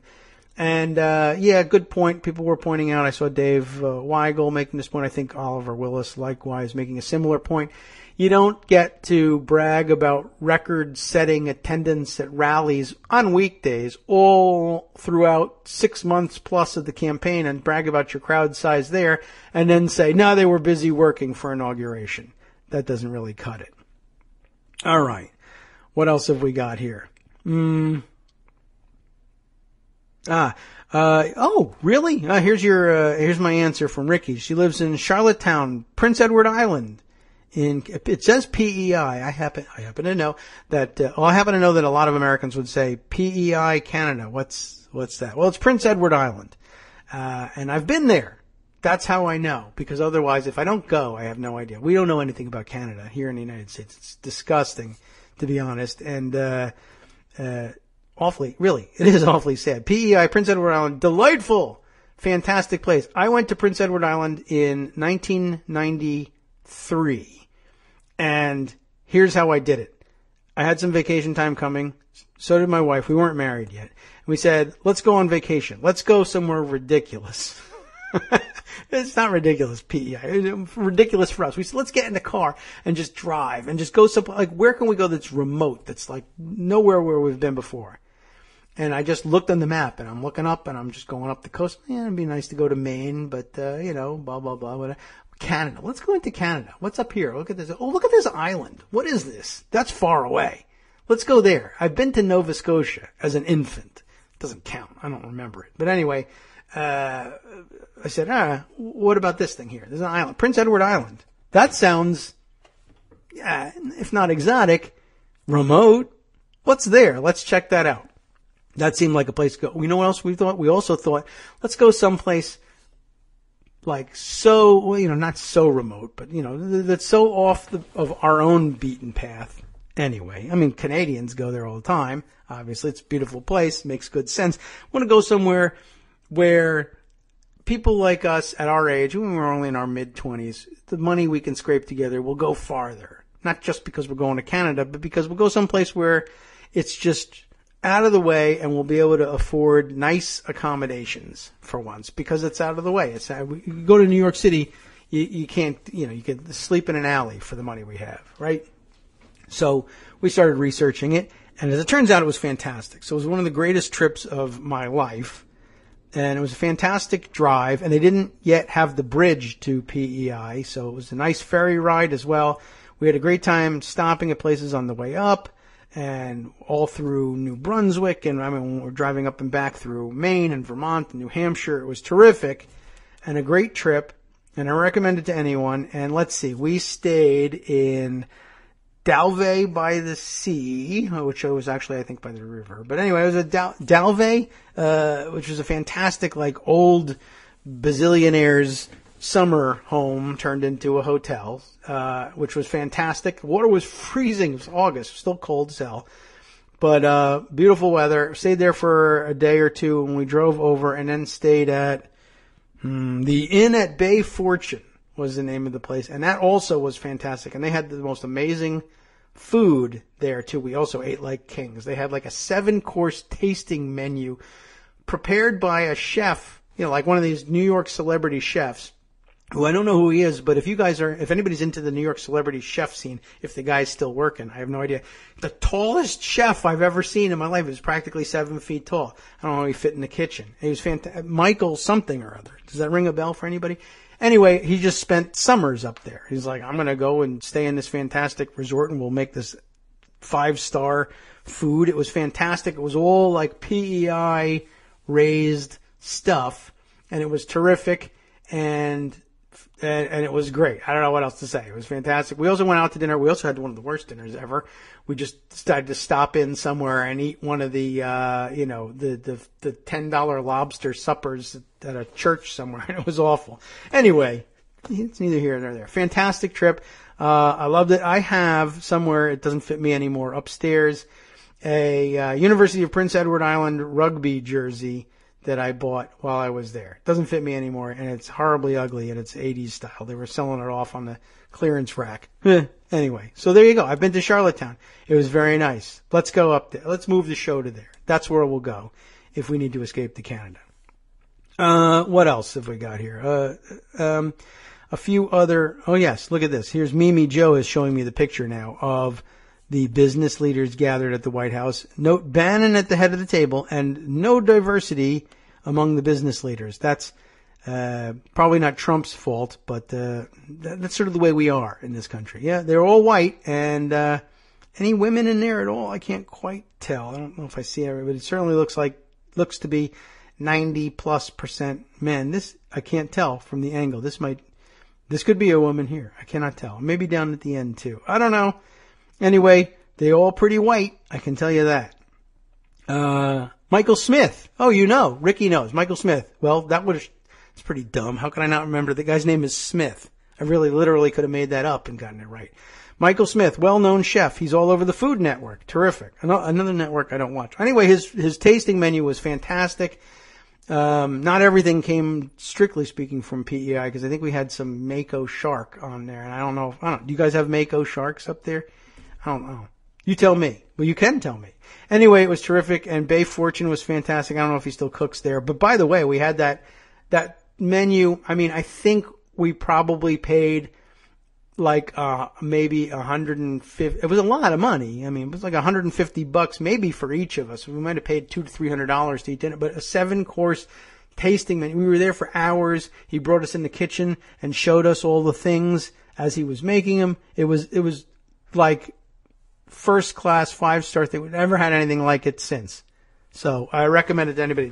Drive or ferry to Prince Edward Island any summer. And really go anywhere. I had a great time there. So that was a nice surprise. Thank you, Ricky, for sharing that with me. I hope I didn't bore the rest of you with my travel tips. Okay, let's see. Other things that we really have to try and squeeze in here at some point. Let's go back to Pocket. There's so many directions to go. I wasted it all talking about how delicious the food was at Bay Fortune. But now you'll go. All right, let's see. Other stories worth mentioning. Let's see. Today in the Senate, first of all, we should go over the schedule just briefly because the nominations game is about to start. They'll be in at 3 p.m. today. And we discussed a little bit how, I think on Friday, how Ron Wyden was delaying things, or he ended up delaying them. It hadn't happened yet. Friday, the Senate was going to come in at 4 o'clock and try and work out how many nominations they would handle that day, and I told you that if you game it out, maybe allowing 2 would be the most you should let go based on if you really dug in your heels and tried to filibuster every single one of them. You would end up coming back here on Monday for a vote on the second or possibly the third such nomination. And the Senate did, in fact, McConnell did come to the floor and ask for some 7 or so approvals, and Ron Wyden objected, because he wanted to have a debate on Mike Pompeo's nomination to head the CIA.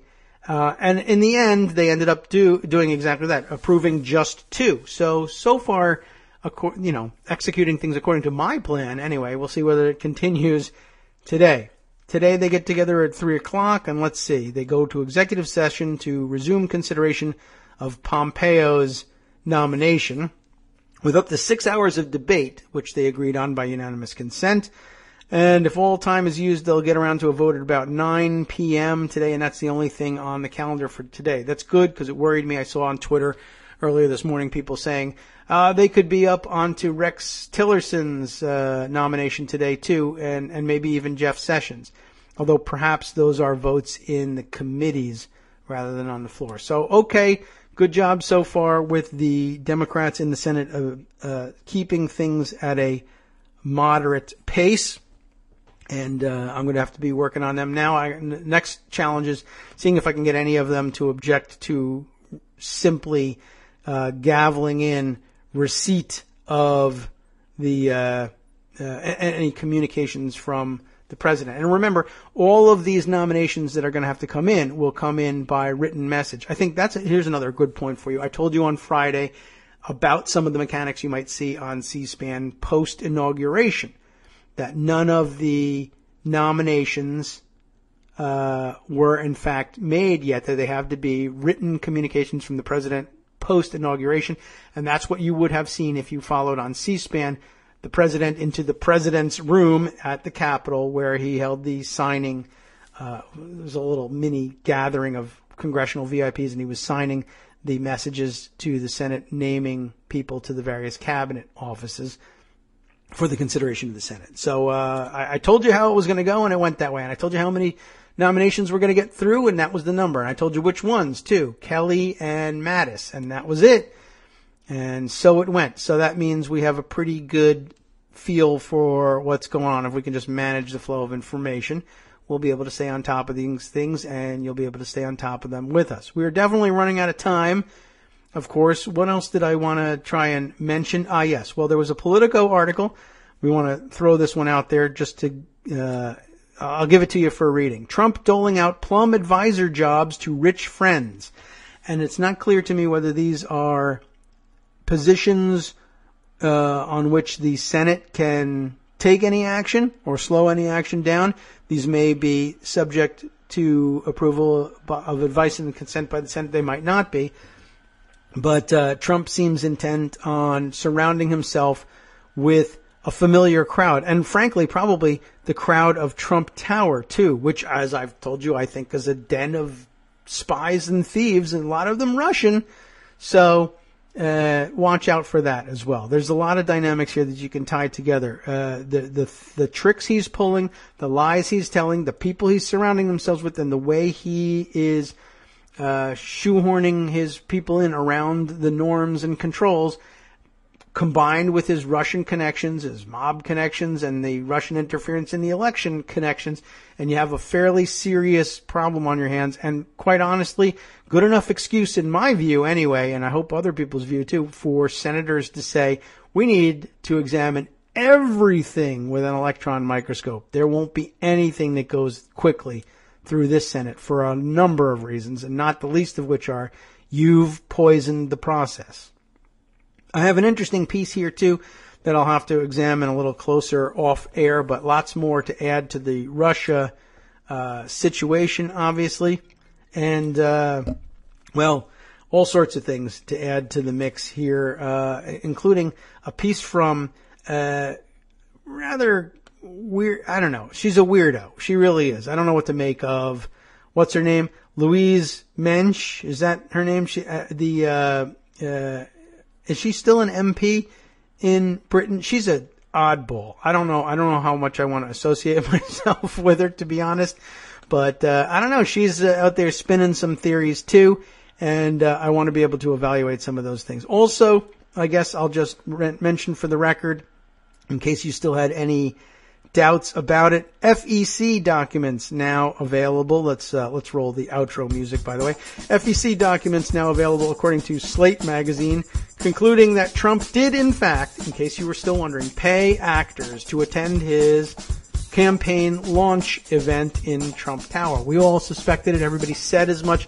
Now the FEC has come to the conclusion that he did, in fact, do that. That now means government documents say it, and it am true. Except now, I guess, going forward, you'll have to doubt everything else. But I guess those documents being prepared before Trump's inauguration, we have some reason to believe they might actually have a basis in truth. Also, by the way, ethics lawyers getting set to sue Trump filed today over the emoluments and foreign payments that he's taking. So we'll watch and see how those things develop. Plenty more to talk about over the balance of the week. Thank you for listening. Now, time to hand things over to the guys on the after show to clean up for me on everything else I missed. What do they got? In a major ruling with national implications, Alabama is found guilty of racial gerrymandering. The Trump administration is scrubbing websites so they can lie about climate change, Obamacare, and more. And Trump blows the age-old Camorra kiss of gratitude to his, oh my goodness, capo di Sina at the FBI, James Comey. What about the last half? They'll be reporting that just as Trump announces he'll cut government regulations by 75%, Wells Fargo caught cheating customers in another banking scandal. From Daily Kos Radio on netrootsradio.com. You have been listening to the Kagro in the Morning Show with David Waldman. A little bit more, by the way, for the second half here, the last half, as they call it. As Trump was being sworn in as president, Pope Francis warned against right-wing populism with a reminder that Hitler didn't steal power, he was elected. Well, a lesson for all of us, no doubt. We'll be back tomorrow and throughout the week until they come and get us. Thanks. We'll talk to you then.